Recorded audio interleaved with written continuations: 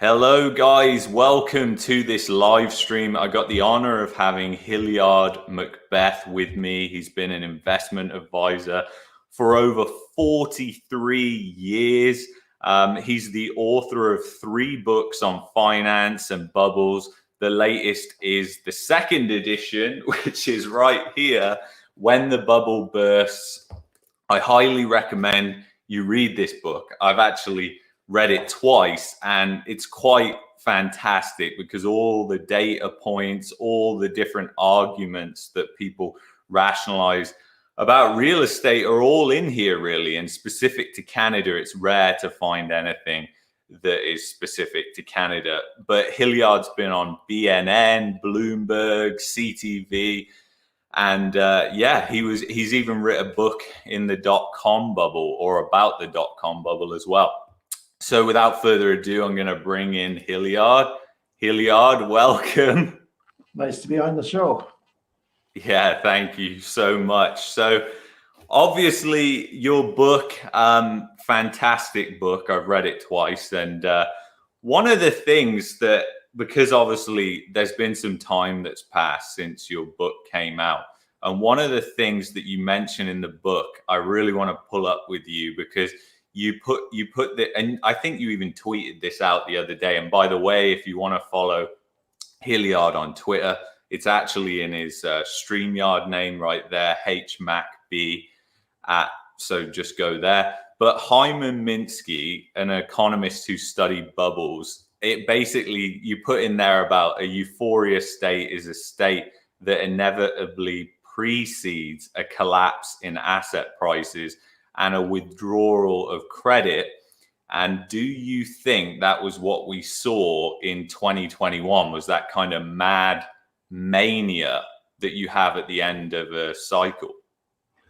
Yeah, I do. I think we're close to the end of the cycle, although I have to say that I thought we were close to the end of the cycle in 2017 as well. So and shortly after the first edition of the book came out, the Toronto housing market took a downturn, and I thought, well, this is it, and of course that turned out to be wrong. And then 2020 came, and the of course with COVID the money dried up, and I thought, well, this is it for sure. and then the most amazing thing happened. The housing market took off again and added another 25%. So at least in some areas. But the thing that distinguishes the final stage of the Minsky, he calls it the instability hypothesis of finance. And just to back up just a bit, the economics, which is what I studied before I became a stockbroker. I was in graduate school in economics, but it was very academic and very theoretical models, and they're not very realistic. So they don't take into consideration things like debt bubbles or even banking for that matter. They've got a very unrealistic set of assumptions that they use, which makes the math really interesting. And that's what they want you to do, is to do these very advanced mathematics thing, which I was fine with that. But when I asked questions, well, how does this work with, the real world? They didn't want to talk about that. And I could see that, doing a master's and a PhD would have been difficult because it wouldn't have been allowed. So when I discovered Hyman Minsky, who was one of the economists that didn't get accepted into the mainstream because he talked about things that didn't fit into that very theoretical model that's been around for 40 or 50 years. And what he said, he worked actually in finance. He worked, I forget which, one of the big firms like JP Morgan or Merrill Lynch or something for a while. Then he became an academic economist, but he wrote about the instability hypothesis. So his premise is the longer the debt level increases as a percentage of GDP, the more convinced people become that it's going to continue forever. And so they become more and more confident about the amount of money they can borrow. They become more and more confident about the return on the asset that they're buying, whether it be a business or whether it be a house or whatever. Bitcoin today, he didn't talk about Bitcoin, but whatever the thing is, whatever the borrowing is done, people become more and more confident about a positive rate of return after the interest rate that they're paying.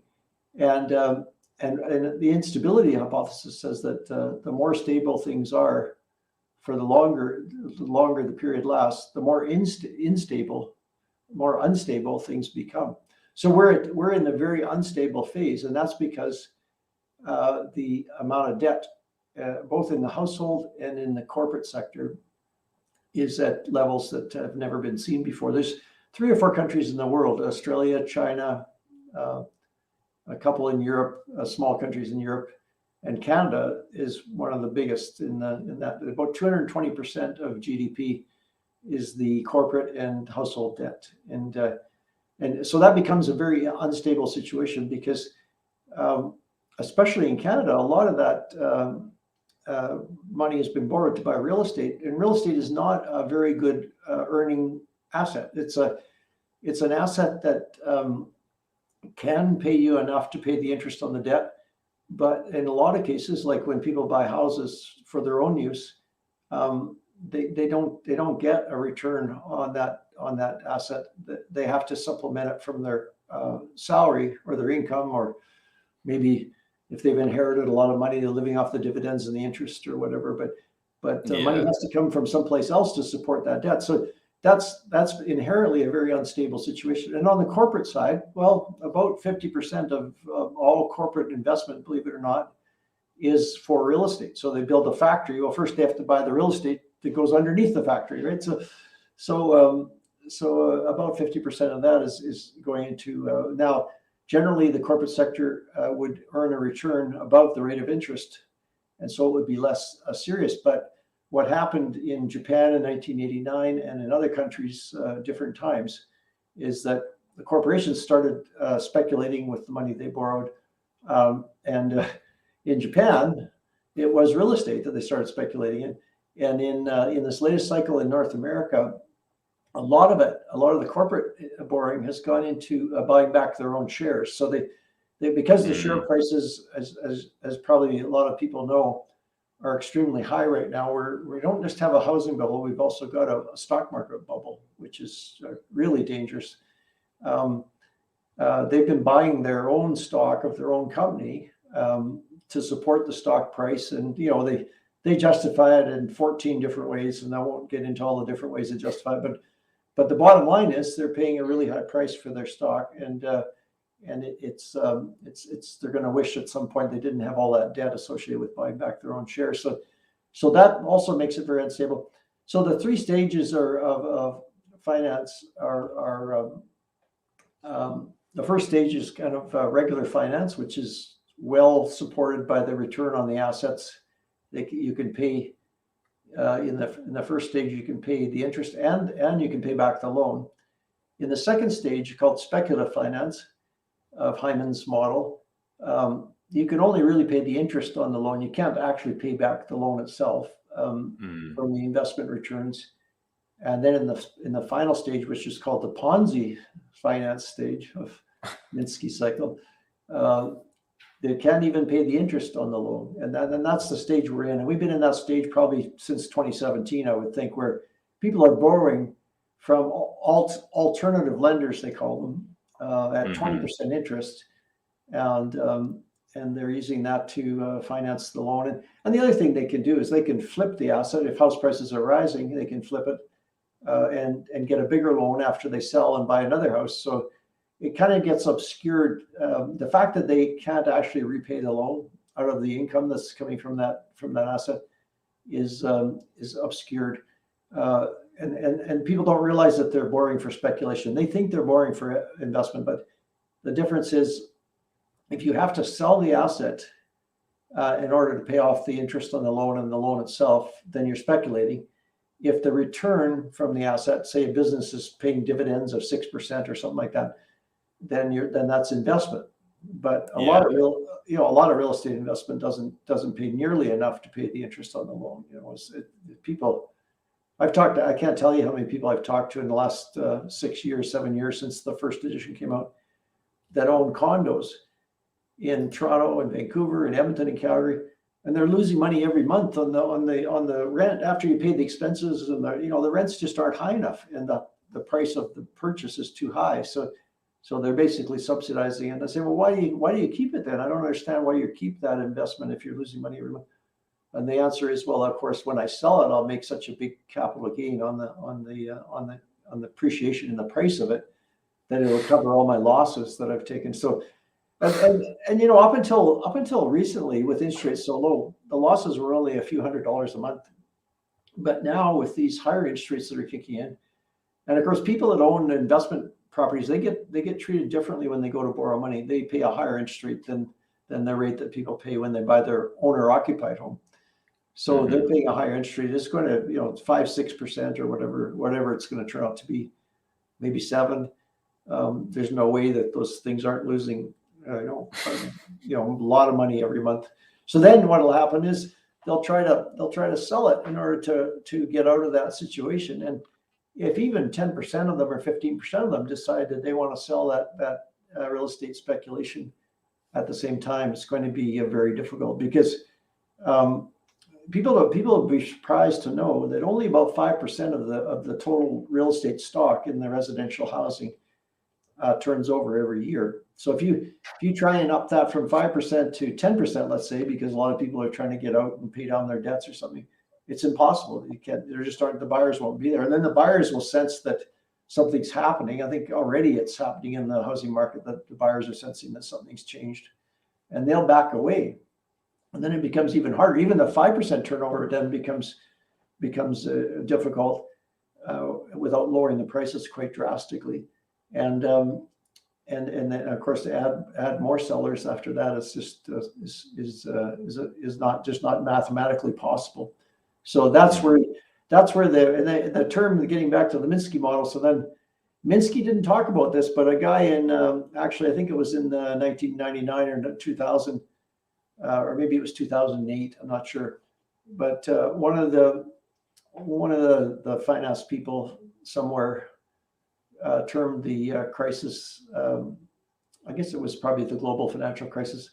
They called it a Minsky moment. A Minsky moment, when people realize that a whole bunch of people out there can't pay back their debts without selling their assets. That becomes a Minsky moment, and of course, then they all try to sell their assets at the same time. And the liquidity, real estate is inherently a really illiquid asset. So the liquidity is just not there. Even the stock market, sometimes you can't get, at least the stock market, you can do it within a couple of minutes if there's a buyer for your stock.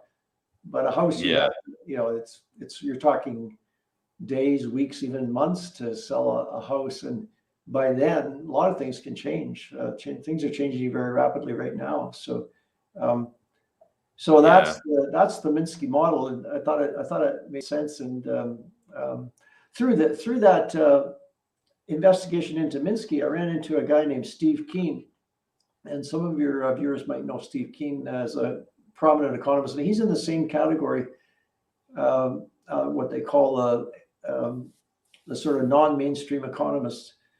And he's written a couple of books. One is Debunking Economics, and then one was Can We Avoid Another Financial Crisis? He's one of the very few people. There's 8 or 9 people in the world that were able to predict the financial crisis in 2008, 2009, with written evidence that they were calling it. And so he became fairly famous for that. And I got to meet him, spend some time with him, and it's really amazing. There's a whole bunch of people out there that are very serious about this whole thing and analyzing it from the point of view of a Minsky model rather than what the mainstream economics people do. And they've been way more accurate than the mainstream.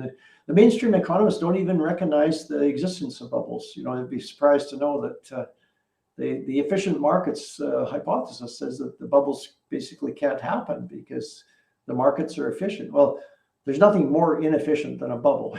When prices get so high that people are about to lose their shirt if the bubble bursts, that's very inefficient. So it's been quite the ride for about 7 years now, and it's possible that we may be at that point now where the debt bubble basically gets so large that it can't be supported any longer. We were probably there in 2020, Yeah. And the government stepped in and transferred. They ran a deficit. The Canadian government ran a deficit of almost $400 billion, and almost that whole $400 billion went into the bank accounts of corporations and individual people.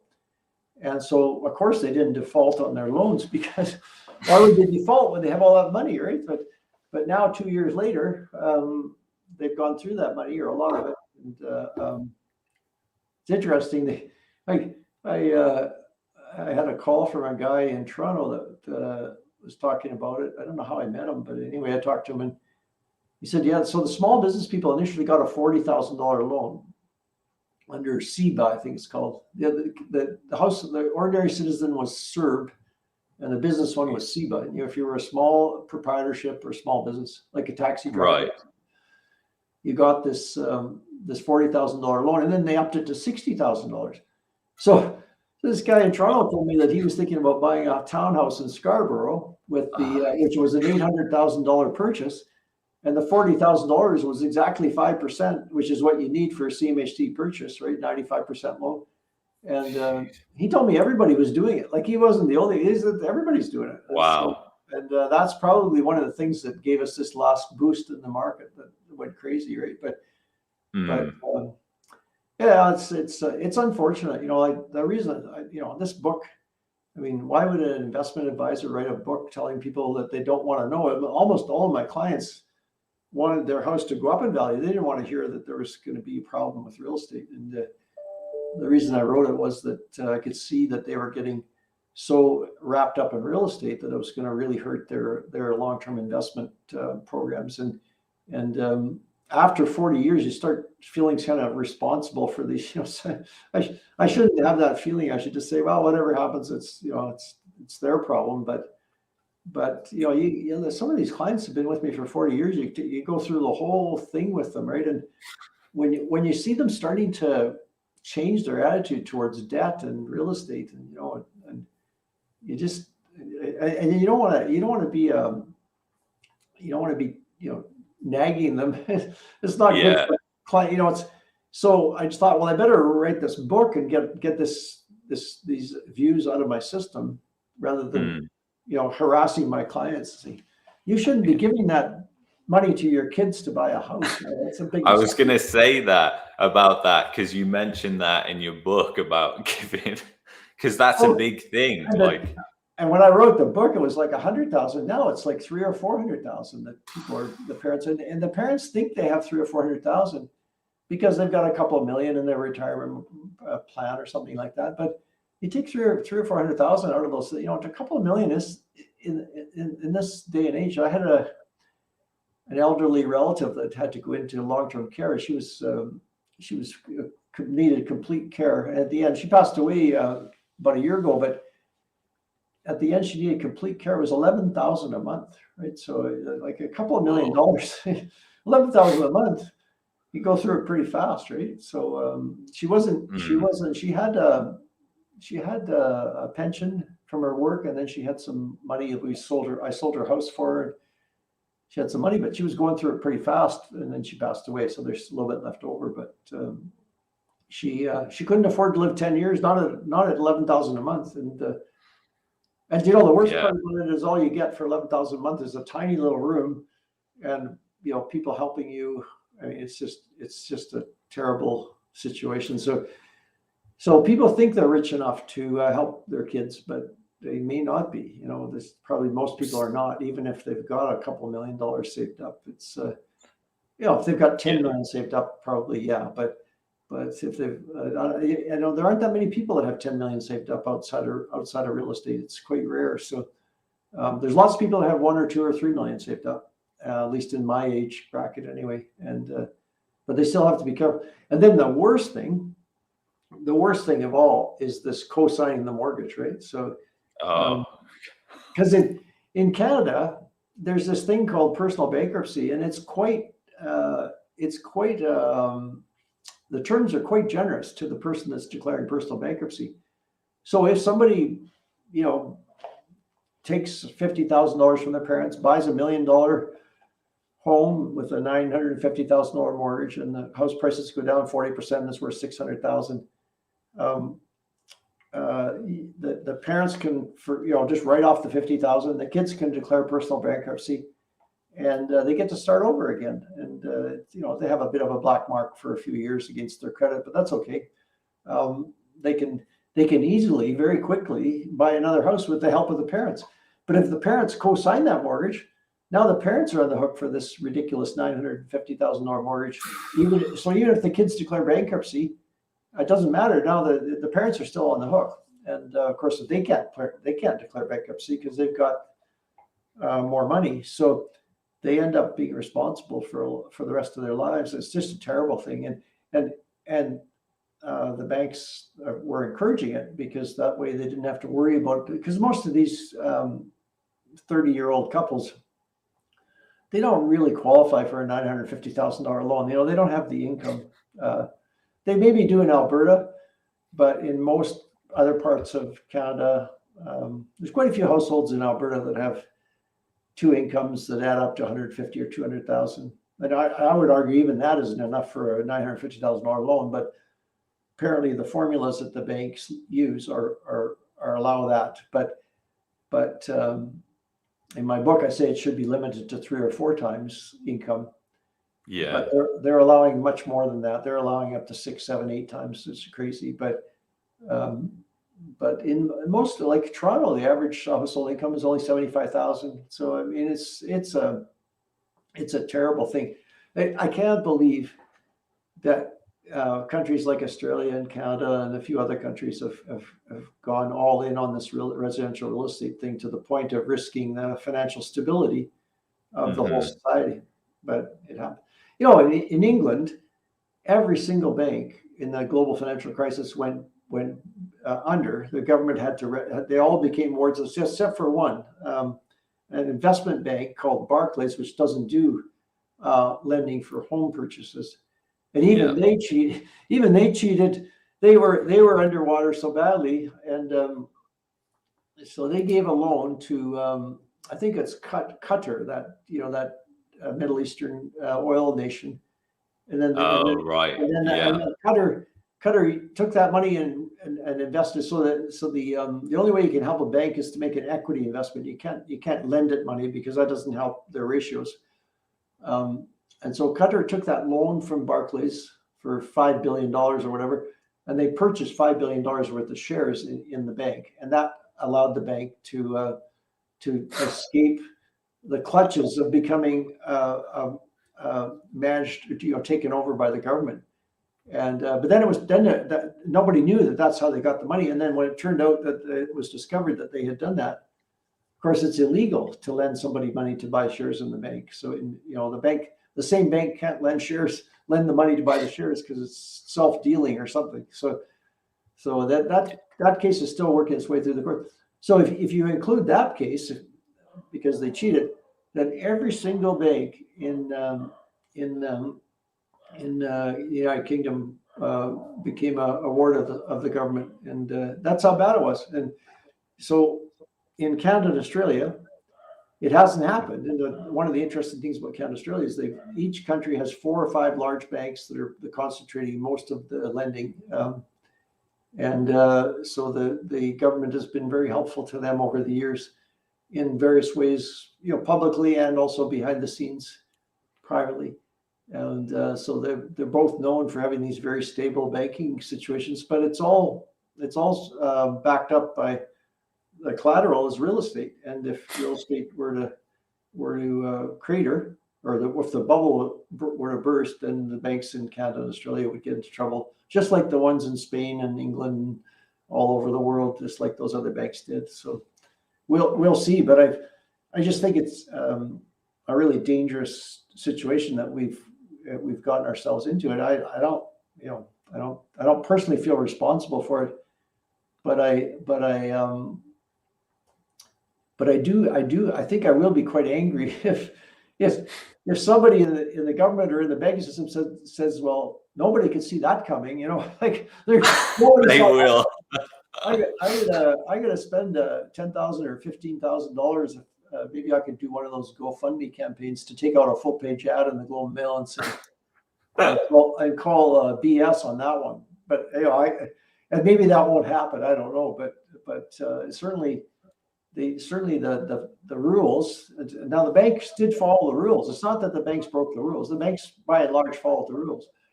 But we got ourselves into this, and the few people that tried to warn about it were not listened to. So, but you could talk to somebody like Steve Keenan, and he'd say, well, exactly the same thing in Australia. He's from Australia originally.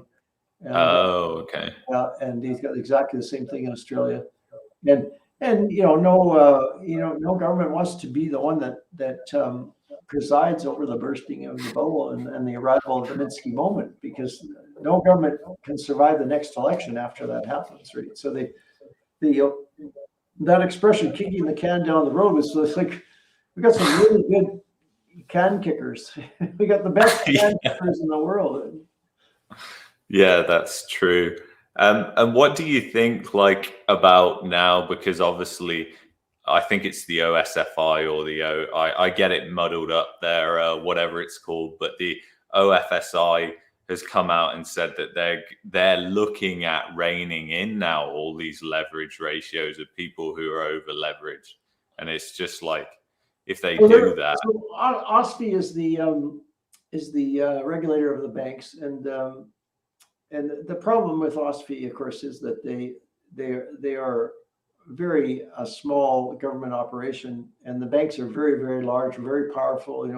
The banks make, every 3 months, the banks make billions of dollars of profit. The big banks, the two big ones, Royal and TD, probably make 10 billion profit a year. So when they go to meet with OSFI, OSFI is supposed to be the regulator. OSFI is supposed to be telling the banks, well, no, I don't think you should be doing this because well, the bank shows up with a CEO that's making $10 million a year in bonuses, and a couple of vice presidents that are making $5 million a year. And they walk in and they've got all these computer models and stuff. And the computer models say that it's safe what they're doing. They plug the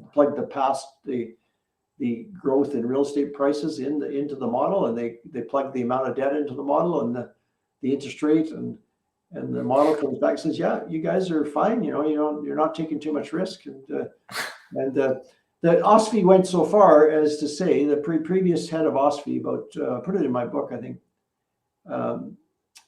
that he went so far as to say, we trust the banks to be able to calculate how much risk they're taking, if they're taking too much risk, because they've got the models, they've got the information, right? Yeah, I remember that. So the problem with that is, of course, that it's only based on the recent past, right? So that some of us can remember what happened in the 1970s and 1980s. It was, interest rates went up to 18, 19%, and the banks all, without help, they would have all gone under, because people can't pay back their loans. So OSFI, yeah, unfortunately, and this is true not just in Canada, it's true in a lot of countries, the regulators become captive to the banking industry. The banking industry is so powerful and so strong, and unless they've had a crisis, like in England, in the United Kingdom, when all those banks became wards of the state, then the regulators had quite a bit of power over the banks, because the banks had screwed up so badly that regulators could say, well, you guys shouldn't have done that. Now we're going to tell you what to do. So for a while,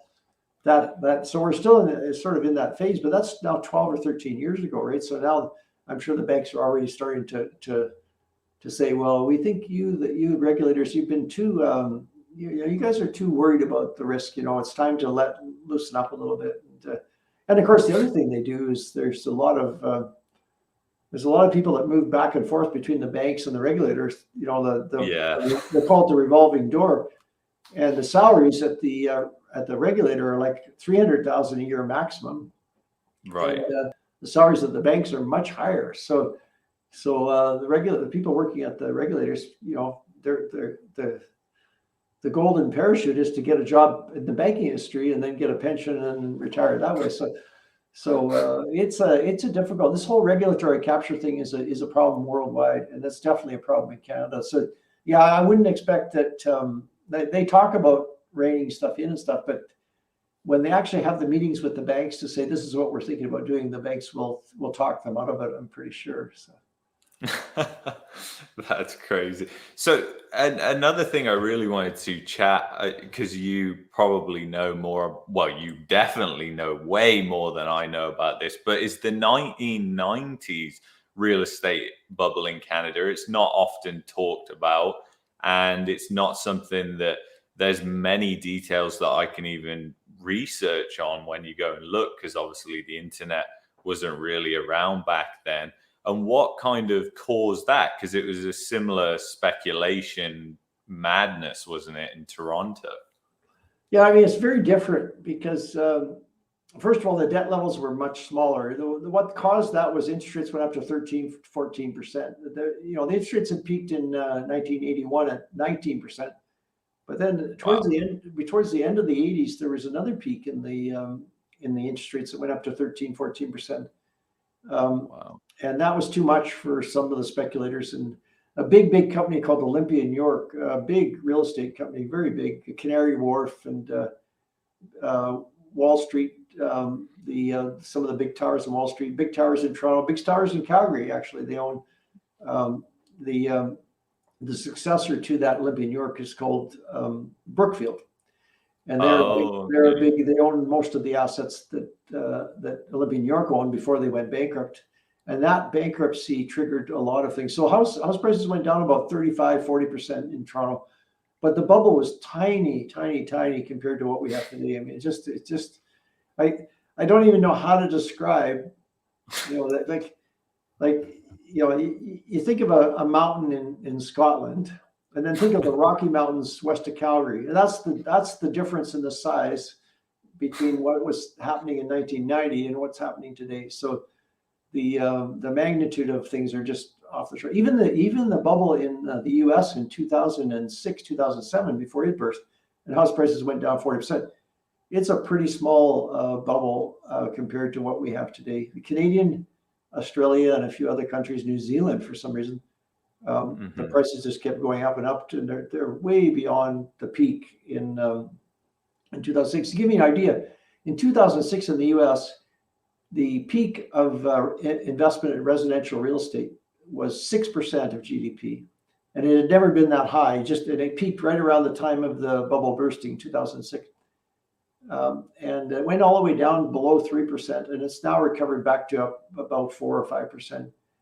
Canada was at 6% at the same time in 2006, and at that time, the government of the day under Stephen Harper and the finance minister was Jim Flaherty. They introduced zero down payment for mortgages. So you had no money down and 40-year amortization. So basically that means anybody with a job can buy a house. Right? So the payments are pretty small and you don't have to have any down payments. So what happened was the investment in residential real estate in Canada went up to 8%, 7%, then 8%. And recently, just in the last couple of years, it's at 10% of GDP. And so the size of the bubble is just, and there's 220 cranes in Toronto active right now. There's 35 or so in Calgary, and this is like Toronto's the biggest by far. The second biggest city of number of cranes in North America is something like 50 or 60. Forget, I think it's Seattle or something. And Toronto's 3 times the second biggest one, and even Calgary. With that bubble, up until recently, there was a bursting of the oil and gas bubble in 2014. Even Calgary's got 35 cranes, which is it ranks about 5th in North America. So, wow. So it's just impossible to describe how big this bubble is in Canada. I've tried in the book to describe it, but it's just really hard to. I guess the only thing that probably compares is Japan in 1989. That was a pretty big bubble.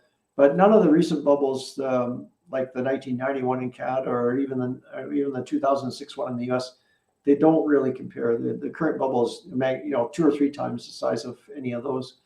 The one in 1989 in Japan was pretty enormous. So the government kept pushing the banks to lend money, and the business people, almost all the lending in those days was not to households, it was to corporations in Japan.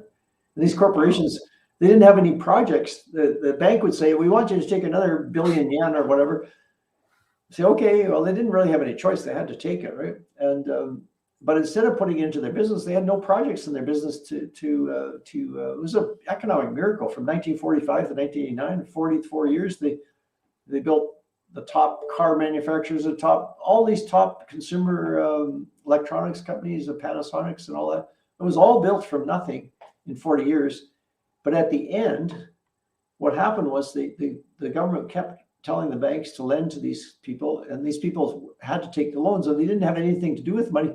So what did they do? They bought real estate, right? So Like the real estate prices in Japan got ridiculously high because it was all based on borrowed money, and you know it bottomed about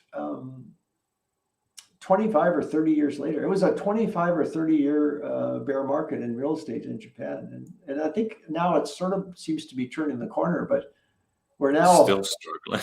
We're now 30 years, right? So the last 5 years or so, it hasn't gone up particularly, but it's not going down anymore. Let's put it that way. So that's it. That's crazy, really, when you think about how long that's been. Do you think also that the currency, because you mention it in the book, you briefly kind of touch on it about when Home Capital Group did get rescued in the end by Berkshire Hathaway and everything like that, and the currency slump that occurred. I mean, it's hard to predict these things because you don't know how markets are going to react, but if the Canadian banking system had a crisis, obviously that's going to translate into the currency to a certain degree. And now we see that the currency kind of doesn't trade coupled to anything. Like it used to trade on oil, like it doesn't really trade on that. I've tried to see if it trades with the stock market, and it doesn't seem to trade with that either. So like, do you think the currency is sort of a risk point that if it does go down, the central bank's going to be in a corner where they can't cut rates by a substantial amount because the currency is losing so much value? Do you think that could be an issue? Well, you know, what's happened is the U.S. dollar has gotten really strong in the last couple of years because people are, you know, the war in Ukraine and other things that, and Canada's actually, our Canadian currencies slipped a bit against the U.S. dollar, but it's only at 77 cents or 76.5 cents. So it's only a slippage of about 3 or 4 percentage points. So Canada still has a AAA credit rating in most rankings. There's only a couple other countries larger than Canada in the world. Germany is one of them that still have a AAA credit rating. So that helps.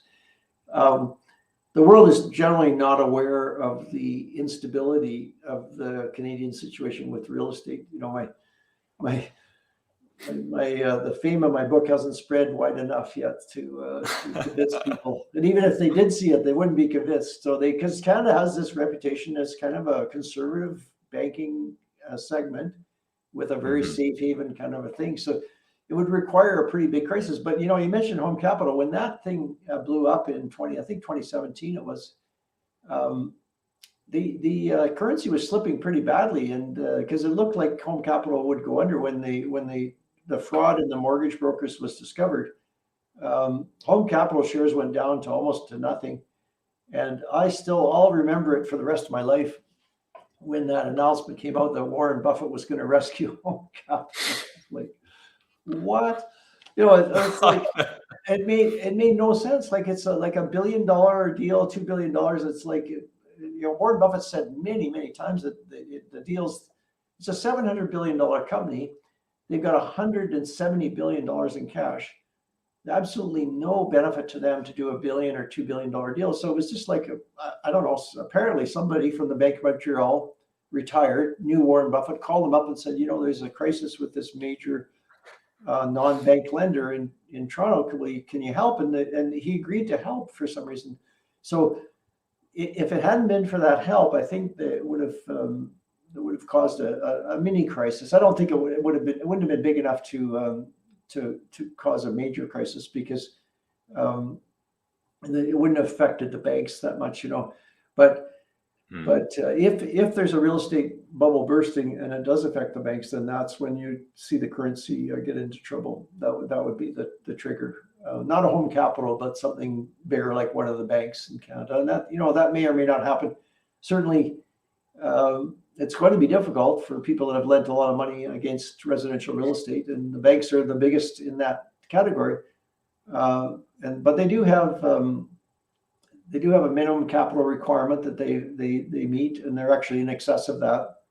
So I think what you'll see is that they'll survive. I have a whole chapter in there. It says the banks will survive. They won't thrive though, because they'll be dealing with bad debts for a number of years after the bubble burst. So that's anybody that's involved in residential real estate or lending to residential real estate. I can't make specific recommendations on specific stocks on this channel, but I would say, move your money away from that area, because it's going to struggle. The people involved are going to struggle. The businesses are going to struggle. The investments are going to struggle.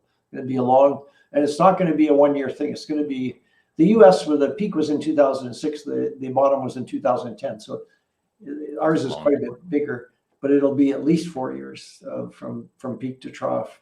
And so gives you lots of time to go elsewhere and then come back, so. Yeah, that's true. And there's so much of a gap between like the trend for real estate in places like Toronto and where prices are at now. The declines could be like 50% plus, which is just, I think you even mentioned in the book about real estate correcting to the trend, and usually it goes beyond the trend. And it's just such a long way down for some of these markets. Yeah, you'd have to say that real estate's been growing roughly at 7% per annum for 20 years. So that's a 4-fold increase. And if you look at the inflation rate, or a good proxy would be after-tax wages and salaries. And those things haven't doubled, right? They're between 150. If you start everything at 100, we have a chart that we use every month. People can see it if they want to look it up on Twitter. It'll come out next week. It'll be we update it every month. And so the proxies for inflation and wages and that sort of thing, CPI and all that, they haven't doubled. They're like 150 to 200, and the average house in Canada is 400. So to get back to the trend line, which is what people like Jerry McGrantham say has to happen when the bubble bursts, would require that house prices to come down to the 200 level or a little bit lower. But sometimes it overshoots, as you just said, that it might even go lower than that. So that's a pretty big hit. Although a 50% decline from these prices, still the average house in Toronto is still going to be 500,000, which is still much higher than it was in 2001 or 2002. So it's like, I'm sure people will complain, but baby boomers that are, they bought their house at 300,000 and now it's worth 500,000, they shouldn't really complain, because they got a gain, just not anything like the gain that they thought they had. So, and of course, they will get into trouble if they created a HELOC, and borrowed the money to give to their kids for them to buy houses, because now the family is long 3 or 4 houses, all based on the collateral of the residential real estate that the parents had initially, right? So it's an amazing thing, Unfortunately, I'm going to have to run here. This is so much fun, but no worries, Hilliard. I made a commitment for 6:45, and I see it's 6:50 already. So. No worries. Well, thank you so much anyway for coming on. Just fantastic to speak to you, and maybe we can do this again some other time as well. Yeah, I'd like that. It's wonderful. Yeah, it's a good format, and it's too bad we didn't get to answer any questions from the group, but we can do that next time. We can. That would be awesome. All right, Hilliard, thank you very much. Thank you. All right, take care. Okay, guys.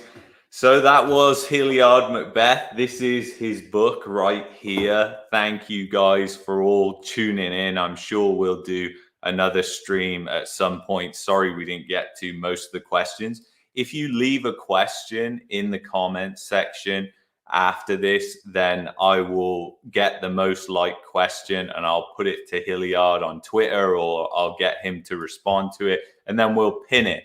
So make sure to leave a comment with your question, and then I'll sort out that question in a couple of days or whatever after the video posts.